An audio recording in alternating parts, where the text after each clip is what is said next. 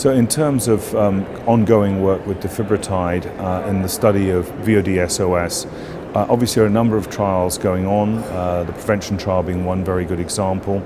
Over and above that, there are trials now being launched in other states, other microangiopathies.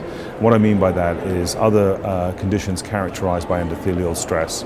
And these are ranging from transplant-related microangiopathy, the so-called TTP-HUS type syndrome that we see in allogeneic transplant characteristically.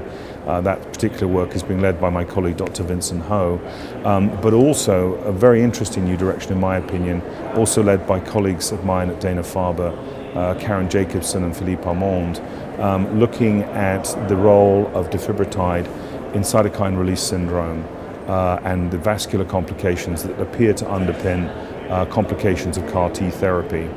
In my opinion, this is a really very interesting and exciting area because it represents a new frontier of endothelial toxicity, which is really important for patients because it's a barrier to success.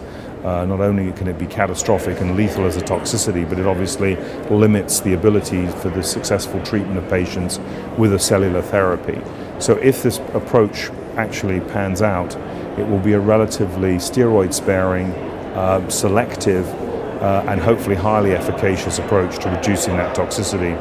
And beyond CAR T, it may have implications more broadly in immuno-oncology as we think about the vascular complications that are associated with the use of immuno-oncologic modalities, treatments more broadly. So I think that's a very exciting time in that context.